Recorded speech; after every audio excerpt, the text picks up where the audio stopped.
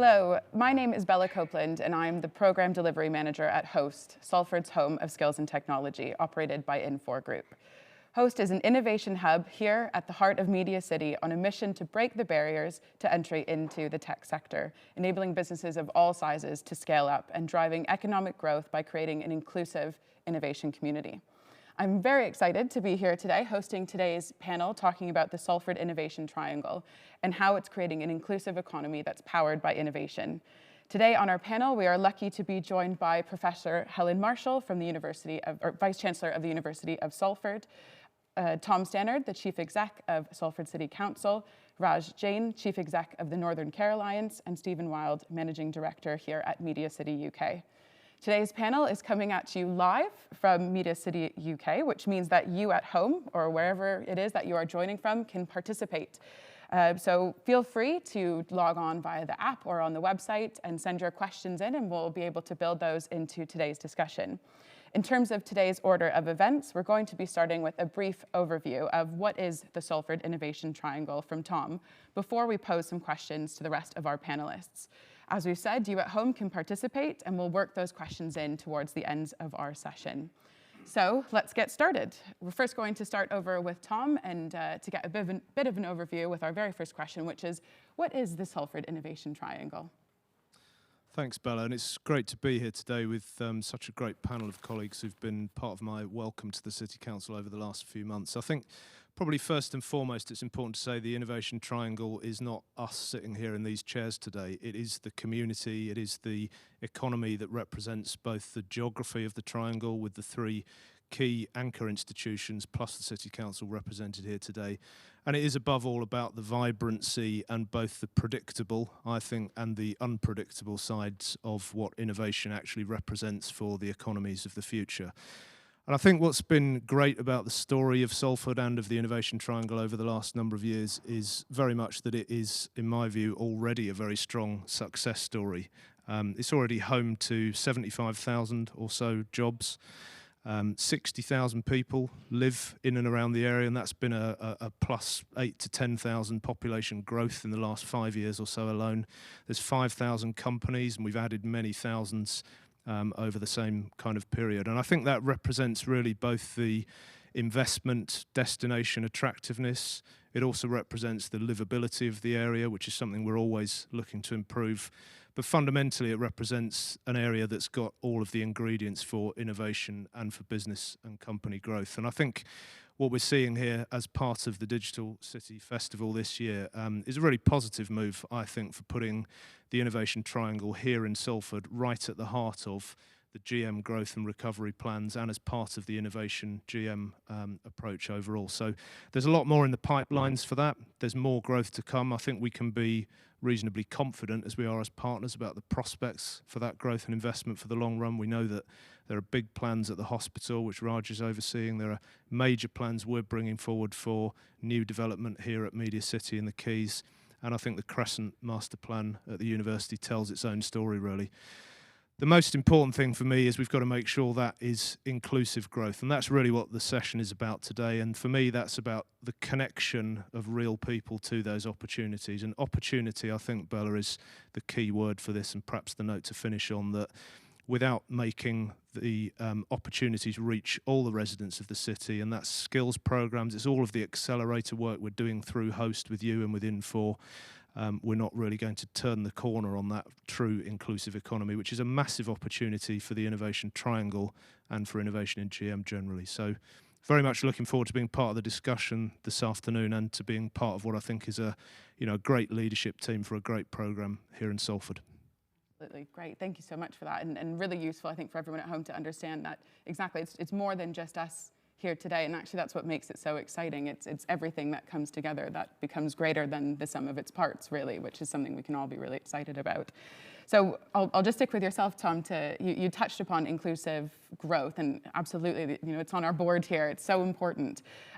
You've recently launched, or Salford City Council has recently launched the Salford Way, which is a range of initiatives that are aimed at creating a fairer, a greener, and healthier Salford.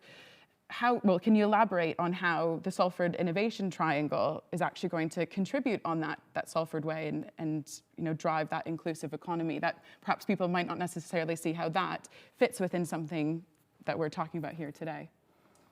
Yeah, absolutely. I think the Salford Way is very much an approach to how we're looking to take forward that inclusive economy strategy overall. And I'll come back to what I said in the intro, really, Bella, which is opportunity is the key word in that. When we look at the volume of employment representation across the Innovation Triangle at the moment, 75,000 or so jobs, as I mentioned at the start, but that's grown by about 15 to 20,000 over the last 5 years alone. And what's really important to us in the Salford Way approach is going to be expanding opportunities for both young people and for adults in the existing labour market here in the city of Salford, more widely across GM and across the innovation economy of the north of England to access those future jobs and growth opportunities. And for us at the City Council, that's about two things working in tandem, really. One is all of the work that we do with partners here and with the investor economy to bring those new jobs into the area. But the second and the very important ingredient is about skills, learning, training, and crucially for adults as well as young people, retraining opportunities. I mentioned at the start that innovation is partly predictable, but a very, very important and a key principle of it is it's also unknown and very unpredictable.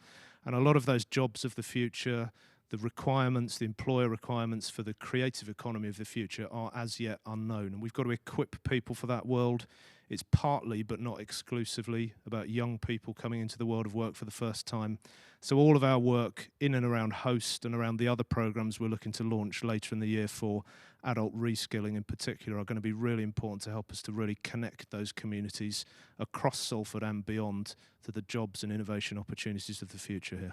Absolutely, well, and it couldn't be more important, looking at the economy and where we're going to give people that opportunity to expand into new industries and areas. So thank you for that. Raj, we'll come over to you if that's all right. So the Northern Care Alliance has been recognised across the UK as forward-thinking, in the space of innovation and using technology and data and different tools in how we rethink how health and care is delivered. So an example being the Digital Control Centre.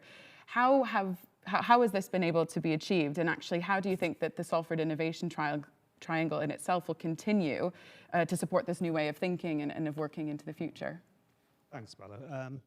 Do a bit of a history tour, and I'll go to some specifics, because the history actually is really quite important, and it's important to the innovation triangle.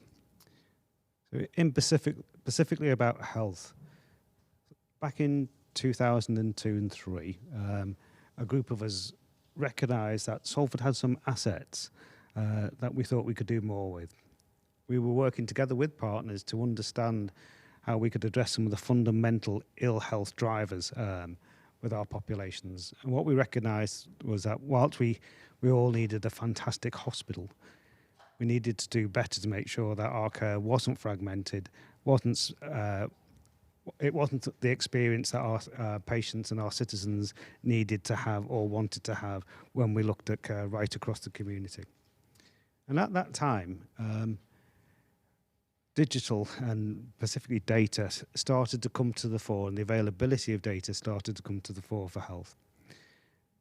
And in the NHS, the zeitgeist was very much looking at hospitals and creating sets of data for hospitals to drive clinical care within the four walls of that hospital. And there was a big national programme that was driving us that way. However, we had some really forward-thinking, innovative clinicians who understood that for at least a large number of our patients, the four walls of the care for patients didn't stop within the four walls of the hospital. They actually went home, and we needed to support them at home in the community with our GP and primary care colleagues. And we started to develop linked data sets between primary care and the hospital so that we could follow the patient with that information, so that the patient knew what was going on and the staff around them could deliver the best possible care based on that data. So from that relatively small genesis, which was in diabetes care, we saw things happen that we thought, crikey, this is probably what care is going to look like in decades to come. The history lesson is that We just stayed with that concept. We understood the importance of data, the importance of integration, the importance of people and clinical leadership to help us drive forward a operating model for our organisation. That was that buzzword at the moment, but really important, inclusive, i.e. taking the citizen, patient, as well as our staff right across the boundaries within many boundaries within the NHS, with us on a journey that developed a deep capability about handling data, and then really importantly, being really focused in on problem statements to help us bring that data to life in a way that was valuable both to our patients and our staff. So what does that all mean? What does that manifest itself in? So this is going back about 7 or 8 years. We recognised that there was significant harms happening in healthcare. And those harms could range anything from a bruised toe to death. And what we recognised in the organisation was that we could probably do better on reducing those harms that are happening to our patients. And we made a significant call. We went public and said, we are harming X hundreds of patients every month, and we could avoid some of that harm if we worked together better. And a specific example was about heart attacks in hospital. People might think that ill people will suffer heart attacks because you are more fragile and more under stress when you're in the care of a hospital. And that's just one of those things. Well, by the combination of using the data that we had around patients, visualizing it and getting it into solutions for our caregivers, we found that in 3 years we managed to reduce the heart attacks in our wards by 50%. We're actually now in a position where we don't have any heart attacks on our wards that are avoidable. That's a really significantly different position. And we've got lots of examples of using data, using it digitally, together with the people question, really effective leadership, really effective continuous improvement, to deploy, to embed, and to enable our people to work together collaboratively to deliver some really good results. That eventually led to us being nominated as one of the relatively few global digital exemplars within the NHS. And now, together with our partners, we continue to forge forward where we are recognised nationally and internationally as a forward-thinking set of group of partners who are doing things that I guess push boundaries within a care model that's focused around the citizen as opposed to the hospital. Amazing. That's quite exciting and inspirational, to be honest, to hear, because it's not something that we would often think, oh, we're going to talk about the economy and innovation, and we think health in hospitals, but it absolutely is such a key part. Healthy people create healthy workers, create healthy businesses, and the whole thing is connected. So it's so important personally that that's part of that conversation. So that's really great. Thank you very much for that. We'll go over to Professor Helen Marshall next, if that's all right. The University of Salford is undergoing a really exciting campus redevelopment at the moment, which includes the embracing of digital technology and a real-world approach to learning, which is just so important for creating our students and our people of the future.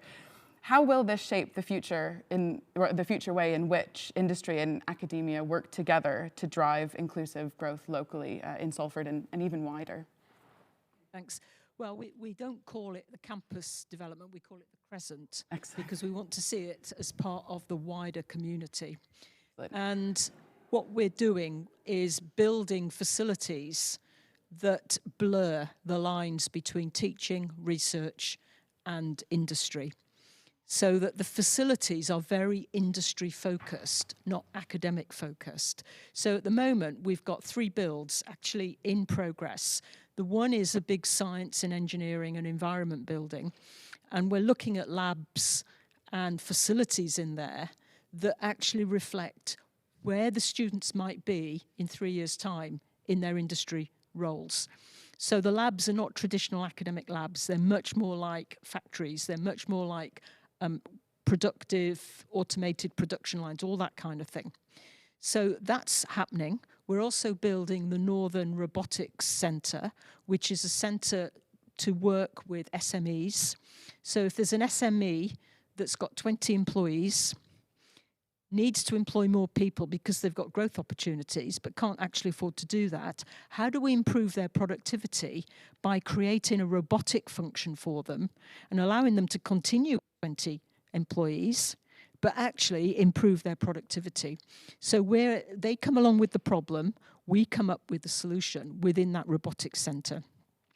And then the third build at the moment is Energy House, which is looking both at new build and retrofit, both domestic and commercial, to make sure that we can not only become an effective digital economy, but we can become a green digital economy, and that our carbon emissions get as close to zero as we can possibly get them. So we've got fantastic builds going on in the university, which are what I call demand-led. So the university's strategy is industry collaboration, and we have a saying at Salford: industry collaboration is everything we do and the way we do everything. So it's not about Professor Jones coming up with a great idea. It's about us talking to industry partners and saying, okay, we've got an idea in this space. What do you need from the graduates in 3 years' time? So that we can actually design the program alongside you. And skills pipeline, particularly in digital industry 4.0 areas, and we're talking about a range of different things here, from robotics to cybersecurity to automated production, driverless vehicles, we could go on forever. How do we get that pipeline of skills, particularly in Greater Manchester and Salford?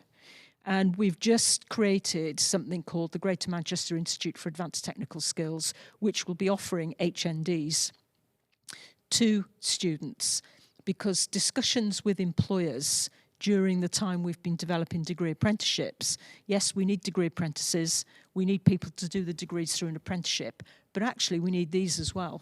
And when we've drilled down and understood what these are, it is what Boris Johnson calls the missing middle, the HNDs, particularly in Industry 4.0. So we will open our first tranche of courses this coming September, and we will significantly grow that for September 22. The other thing we're doing around the Crescent Master Plan is the Innovation District. And we've now badged that at the university, and we're calling it the Collision Zone. And the reason that we've given it that brand is we want to collide research, industry asks and industry ideas with learning and teaching. So when students come to Salford and do their degrees, they don't do their final year dissertation sat in the library reading books. We will ask industry to come along with a live problem, a live brief. And the student's dissertation is going to be going away and researching a solution and a way forward with that live brief. And they will do a Dragon's Den type presentation to both the academic colleagues and industry colleagues to demonstrate what their research and their solution is. So it's real world stuff. We've done some of that already. And the really interesting thing is the number of our students who have done that kind of Dragon's Den presentation, who before they leave the building have been offered a role and a job by the industry partners. Because the industry partners can see these people are ready to go and ready to hit the ground running. Now, the opportunity around Salford at the moment in this innovation triangle is huge. And what we've got to do is now start really nailing those opportunities to the ground. My ambition is for Salford to become the Silicon Valley of the UK in this digital innovation triangle. And I think that is seriously, seriously possible. So that's where we are with the university. And the Crescent Master Plan is driven by our industry collaboration. We're not building a building and thinking, well, that's a very nice building. What are we going to put in there? We know what we want, and we know we want to design it industry-led so that they are mirror images of what the students will get when they go out to work. Excellent. I have to say, it makes me want to go back to university again. I'm not going to lie. No, that sounds really exciting. And I couldn't agree more with how we prepare students for the future is about preparing them for for what the future is going to hold and what skills we need there. It's not about burying our heads in textbooks anymore. It's what do employers need and actually what are they excited about, and let's get them involved. It's all that energy, we need to put it somewhere, and I think putting it towards creating the next Silicon Valley sounds like a very good goal for us all. Thank you very much for that. We'll come over to Stephen next then. So Stephen, Media City UK's Phase 2 expansion is currently underway after over 10 years of achieving great success in Phase 1. What does Phase 2 have in store for us and for the Salford Innovation Triangle? Afternoon. I think what's going to be interesting with this is that you're going to hear common tones from everybody. So I think what this is the Innovation Triangle is a huge collaboration between a range of stakeholders across Salford and beyond in GM. It's a really interesting time for us. You know, believe it or not, we're coming up to 10 years since the first programmes made here first became operational. We've seen some fantastic content come out of here, which has redefined what this area of Salford is about. We're in an area of change. This used to be, we sat on what used to be docks, you know, one of the most innovative times, and it's progressed through, and we're continuing to see that growth. So what are we going to see going forward is a continued evolution that aligns the industry requirements and society's requirements with the right cocktail mix of people and institutions that can drive that forward. Before this, I was looking back through our document that sort of had a vision for Media City in 2004. And somebody who, I have to admit, is not me, because obviously somebody brighter than I am at marketing, had adopted the explosion of creativity. We're going to create a place where there could be an explosion of creativity. And through that, you can continue to grow, innovate, and evolve. Our role here is to create the place people want to be, the environment they want to grow in, and such like. So whether that is the best connected environment, so you know we are accredited externally as one of the best connected places in Europe, whether it's a place where it was a magnet for talent and aligns itself with some of the greatest talent providers that Helen's just spoken about, and Tom spoke about that talent pool and talent base, it will come here. Whether it's some of the greatest industry partners, we've got BBC, we've got ITV, we've got Kellogg's and all sorts of other people here. We've got Host yourselves here, which we can touch on later about how great they are. But we've got 250 smaller companies here all working together to grow the next great innovation and entrepreneurial side. Whether it's the amenity and environment, it's all about place-based. You know, where do people want to be? Particularly at the moment, I think it's interesting. It's sort of sunny today, and if you were to go out on the Media City Piazza now, you'll see that in a safe way, there are families there, there are people there. They are voting with actually this environment, this amenity is where I would like to be, and that drives that real density and concentration of people, and therefore the funders will come alongside that.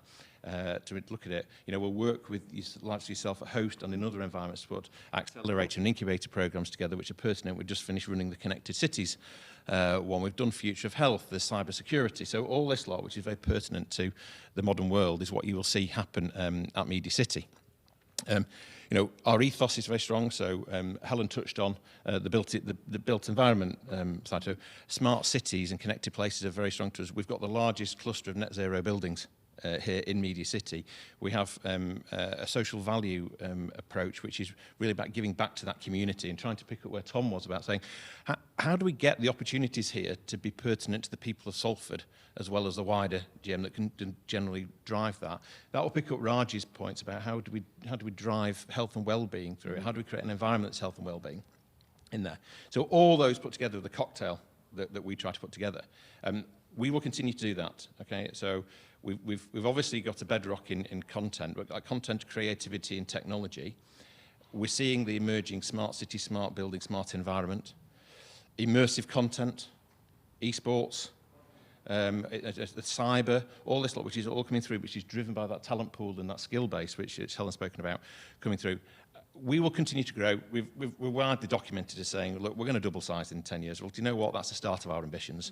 You know, look at the next 20, 30, 40 years beyond that, and we will, these nodes together will continue to work together, work closely together, and create the environment, which, you know, I'm not a visionary, so some of us don't know what the environment is that will be needed in 10 years' time, but sure as heck, we'll create it between us, and that will be the place that grows, and it will become globally renowned as the place to be, the place to come, the place to innovate.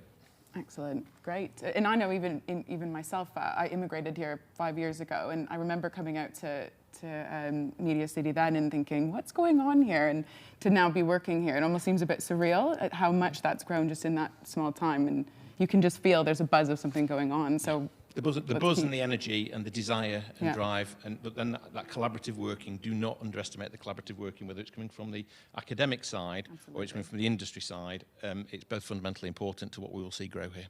Absolutely. Thank you very much for that. So we've got some questions coming in live, which is always really great to get the panel at home involved. So we've got one through, and I think, Helen, this might be best for yourself, but I think we can all get involved. Do you think that innovation and technology should be introduced into the school curriculum? Now, I know you've already commented on this, about how integral this really is. So I think people at home are clearly thinking about how do we get actually innovation involved in education earlier, even before university, and part of all those conversations. I actually think that's very important, because it's quite interesting when we do our sessions from the university in the schools and talk to them about our programmes. There are some titles that the school kids don't think, what's that about? Because they don't know about it. And I think getting them introduced as early as possible to things like artificial intelligence, big data, cybersecurity, which are the topics of the future, is going to be really important. And one of the things we're looking to do at Salford Uni, when we're allowed out again, is to have Wednesday afternoon school visits to enable those students to go and play in our laboratories, to experiment with some of these interesting areas so that they can become used to what the whole thing looks like. But I think it is important that we infiltrate not necessarily as hard examinable subjects, but that students within the schools are introduced at an early age, and I mean an early age, I mean 6 and 7, I don't mean 15 and 16, to these technologies, Industry 4.0, digital-led technologies, because by the time they leave school and get into university and leave university and get into jobs, the world will have changed probably 4 times. So absolutely. Yeah, definitely, definitely. Even just thinking about when you each had your first cell phone, what a different world we're living in right now, or your own iPad, or all those sorts of things. Go ahead, Tom. Yeah, I mean, I think Helen's absolutely right, and I'd completely support the infiltration of the curriculum in schools, as she put it on this issue. But I think, taking your analogy, Bella, we all remember the days before smartphones. We all remember the days of Nokia's dominance of the market. We all remember the days of strapping a brick to our belt and carrying a wiggly wire around with us to make the thing work in a car. And I think what's really important about this is that has a message in it about innovation, but it also has a really important message about the adaptability of markets and of education and of adults to all of those worlds of the future. And for me, it's just as important that we also infiltrate the retraining curriculum for the whole labour market in this regard. And I think you've only got to use Raj's example of how fundamentally important digital innovation, digital tech, and digital-led medical practice and precision medicine is to the future of surgery and of healthcare across the country and across the globe, really, to understand that, that is as much about retraining and equipping working-age adults in the labour market now as it is about the new entrants to the labour market. So this, for me, I think is a very much a whole economy approach, and that's where I think the inclusive side of this comes in, as Steve and others have mentioned, that it's very, very important that we, in taking the whole community with us on that journey, the opportunities are there for people who are currently in the labour market who might be doing very, very different jobs in the future. We all know, we are experiencing multiple career transitions throughout our working lives in longer, healthier, we hope, touch wood, working lives these days. And we've got to equip the labour market for that future. So absolutely digital at the heart of the school-age curriculum, but absolutely it has to be part of our retraining approach for all people across the local economy, I would say. Definitely. Thank you for that. We've got another question in. Beyond Salford, what does the Salford Innovation Triangle signal or mean for the rest of the UK? What opportunities does this actually present for the government? So I don't know if, Stephen, do you want to come in on that one? Oh, heck, political one for me. I think it's pretty well documented, the Oxford-Cambridge piece and the life sciences side. Well, I think what Salford Innovation Triangle does is a counterbalance that addresses the skills and underlying skills of the area that can be a real growth engine for UK as well as GM as well as Salford in there as well. So I think it's really important that makes it appreciated, understood, and we articulate it properly, that it is of national and international significance here, and allows a proposition which really can be supported because it's underpinned by skills, talent here as well. So I'd like to see it being viewed alongside the other strong innovation centres within the UK as a very viable option. Absolutely, definitely. Thank you. Give a comment to it. So I think Salford as part of GM offers an opportunity for government to invest in a way that they'll get a far higher rate of return, firstly directly to the populations that are in Greater Manchester, but also in developing solutions that can be applicable in many other parts of the country, if not the world. There's not many places that have as a population that's roughly 3 million, level of diversity, levels of deprivation, as well as skills and education. That's like Greater Manchester. I call it a big laboratory. It's obviously a lot more than that, but it's a great place to invest because of that potential to get those greater rate of returns. And again, to quote the Prime Minister, it will be on the levelling up agenda. So why wouldn't you want to come? Why wouldn't you come to Salford and GM? Absolutely, yeah. I know it's kept me here, so it's got a lot of good things to say for, hasn't it? Definitely. We've got another question in. What are the barriers that we're going to have to collectively overcome to make the Salford Innovation Triangle a success? So what are those things that we're going to have to navigate that might present themselves as a challenge? I don't know if anyone has any thoughts. Happy to give that a shot, Bella, to start with. I mean, I think the obvious challenge is the climate for recovery on the back of the COVID pandemic, and we all understand that in our own organisations. We understand that for the economy at large, and we understand it as well in terms of patterns of consumer behaviour and how sustainable that recovery and that consumer behaviour is going to be over the short term versus the medium term. So COVID, absolutely. I think there is also, combined with what Raj and Steve have both just said about the Innovation Triangle representing a very, very real, very tangible, investable proposition, if you like, for government, for the private sector alike. We've got to stay on the front foot with that. Let's not make any secret of the fact that this area of GM, although it's one of the forerunners, I would say, nationally for investable propositions in the innovation space in the country, is competing nationally, it's competing internationally, and everybody has to stay, I think, agile in terms of making sure that competitiveness doesn't become a barrier, and we support both the marketing of that but also the very kind of granular detail of how we're taking forward the individual component parts, how we're deliberately chasing occupiers, how we're fully diversifying the offer, I think, across the board. And then I think the final thing is that whole inclusion agenda that we've all spoken about. And I think what's really exciting about this opportunity is not just the fact that it's delivered over the last 15 to 20 years in a really transformational way for GM, but it's got that real potential to make a kind of indelible imprint, I would say, on inclusive economics in practice for the UK. And that's not just for GM, but it is for the UK as it should be, to really make a mark about rebalancing, levelling up and really extending that opportunity. And I think, as you can see from the comments that a number of us have made on the panel already today, there is a really strong underlying commitment to that in the partnership and a seriousness of intent about us leaving a proper legacy for people in Salford and GM and beyond on that. And we mustn't allow that to become a barrier. We mustn't allow apologies for inaction in terms of connecting those growth opportunities to residents to become an afterthought. If we make that front and centre as part of our agenda, I think we'll have a much, much stronger chance of success with the whole project over the medium to long term. Absolutely. Thank you. That's great. We've got another question in here. How can we attract and, most importantly, retain talent in Salford to make the Salford Innovation Triangle a sustainable success? So how do we keep people around? I think, and we touched on slightly earlier about making places. Salford is a really, really fantastic place. I mean, Tom will know the actual numbers better than I do, but in terms of greenery, open space, health and well-being, quality of housing stock, connectivity, all those things which are really driving people want to be in places. Salford has in abundance. We could probably do a shouting about it a little bit more, to be perfectly honest, because it's a fantastic place to be.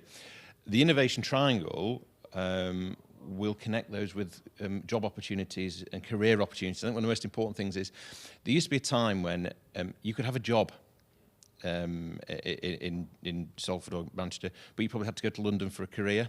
That's not anymore. You can now have your career here, a very viable, strong career with multiple occupiers, and the Innovation Triangle will have a huge part to play in continuing to grow that and grow the opportunity. And then in a way, why wouldn't you want to stay here? You start to ask the question of why would I leave? And I think that we're on the cusp of getting to that point now. I think, but it's not one single point. It's a whole mix and cocktail of things here. Absolutely.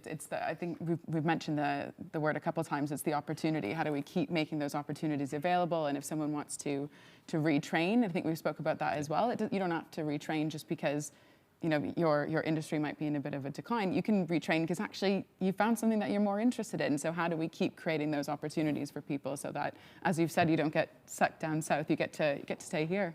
Sorry. Yeah, but I think part of what Helen was saying, actually, she might want to say a bit more about it. At the level of industry collaboration between the university, particularly in Salford, is part of, I think, the attraction, combined with all of the residential growth and so on we've seen of, we're finally becoming one of those cities that doesn't suffer the infamous brain drain where young people, come here to go to university and then disappear and never come back. And I think that's a really strong part of that collaboration that Salford University has really been part of. Yeah, I think one of the things that we're seeing very much is that students who graduate from the university are getting jobs within the Greater Manchester region, partly, or I think mainly, because of the amount of industry engagement they get during their degree programmes. And that's a very long job interview. So their engagement with different organisations, and it's usually one or two throughout their 3 years, means that at the end of it, that industry partner can look at them and think, yeah, we'd quite like to have you because you get us and you get what industry requires. And we're seeing at Salford Uni, our retention of graduates within the Greater Manchester region is very high nationally. And that's great. And, it's a fantastic place to live. I mean, Salford's a fantastic place to live. Greater Manchester, the opportunities. And just the countryside, the Peak District, the Lake District, a little bit around us. Why not?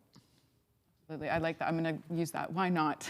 Absolutely. Raj. Just to add one further thing to the colleagues, and that's, I'll use this example. We can attract and retain for a long time skilled staff at a really short supply who could double their salaries if they go somewhere else. So why is it that they stay? I think it's got something to do with the value construct or the value mindset that there is in this area. People want to have purpose, a meaning in their lives just as much as they'd want a good career and a good salary. And you get it here. There's a real social fabric that you can link into and actually see the contributions you make at work impact on real people. Absolutely, yeah. Couldn't agree more with that point. It's the values and wanting to see that change become a reality. And I think we kind of said before that I'll use your laboratory example. This is a perfect laboratory to try new things, see it happen, see it come, to fruition, and be able to shout about it actually to the rest of the world, which not many places do we get that opportunity to have that playground, I'll call it. Absolutely. I've got one last question that's come in. I think it's quite an interesting one, and we've actually touched upon it quite a bit when we've been talking about inclusivity. But if we have people who are at home watching this and thinking, I don't work in tech at all at the moment. My business is not in technology or in digital. What does this actually potentially mean for me? So I might own a gym, down in Swinton, as an example. Why should I be excited about the Salford Innovation Triangle? Well, I can't resist that one, really, Bella. I mean, I think it's because it represents the whole future of the whole economy.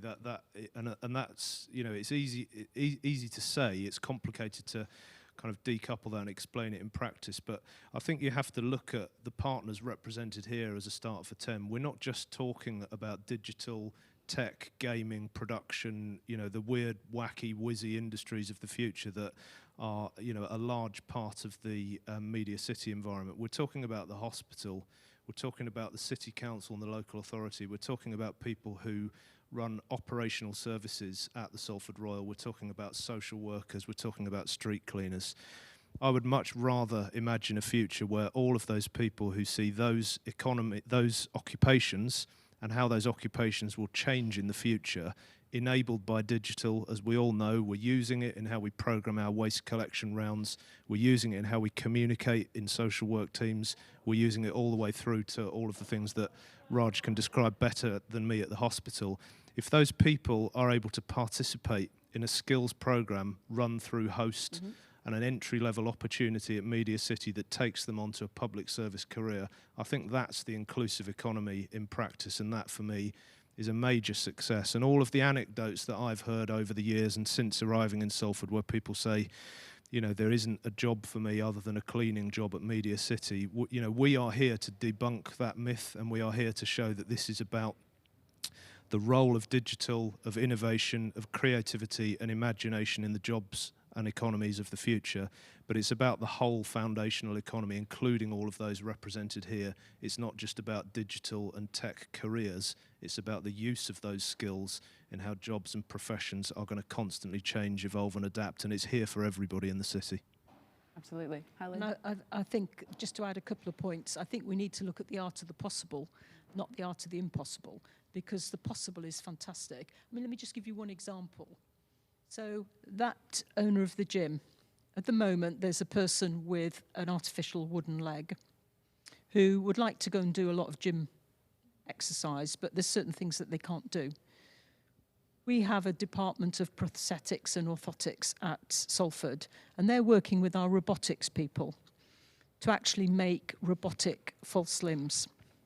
So if someone comes along to their gym with a robotic false limb, they can do a heck of a lot more in their gym than they would with a non-robotic false limb. And so the digital economy, if you like, goes across a whole range of different areas, from health all the way through to automated production, driverless vehicles, a whole lot. And I think we've got to all get together on this and look at the art of the possible. Absolutely. No, and just think about where, exactly as you said, where could we apply what we're doing in different contexts. And see what comes out of that. And I think something that you've kind of all touched upon is, it's about the partnership and us all working together. And really, it's something that I'm quite proud of coming from Host, is it's about creating that community so that if we have someone working on that interesting technology and they know someone who's got a problem, and actually we've got someone here who wants to go and find a solution, let's connect that up and explore the art of the possible, actually, because that's when we can create some really, really interesting stuff. Actually, I think, Raj, the example you came up with giving us that history of the Northern Care Alliance is exactly that. We've got a challenge here. How can we think differently about how we solve that challenge?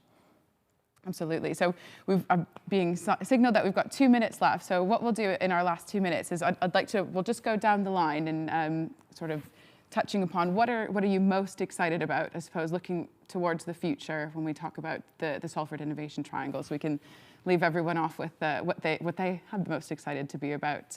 Stephen, are we all right to start with you? And I think it sort of resounds what I've said previously. We've created the place, we've created the infrastructure and that will tie into the local economy and create the opportunity where I don't know what the outturn of it will be, but it's sure going to be exciting, and it'll be something that's great to be involved in. Absolutely, thank you. How can I add to that? Well, I guess what I'm most excited about is the fact that I can envision colleagues who spent most of their time in the hospital working in places like this, inventing stuff that's quickly out there with the people that they're serving. It's going to be great stuff. Absolutely. Tom?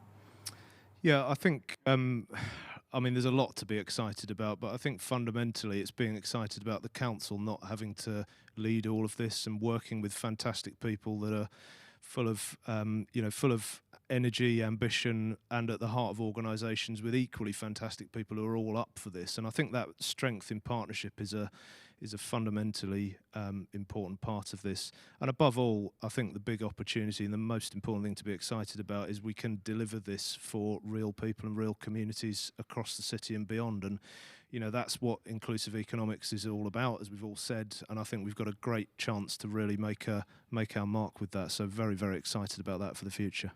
Absolutely. Helen? I think over the last few years, we've built the platform and we're now ready to launch. And I think in the post-COVID economy, people talk about the challenges of the post-COVID economy. And at Salford Uni, what we're talking about are the opportunities. Because instead of worrying about all the things that have challenged us in COVID, let's look at all the things we've learnt. Because we've learnt about working in very different ways. And let's pick those up and run with them. So I think we're on a platform and ready to launch. Excellent. Oh, that's great. Well, that's all the time that we have. So thank you, first of all, very much for all of our panelists for coming here today. This has been, if anything, extremely exciting. So I'm so excited to be a part of it. And I think it's great to hear about what we all can look forward to.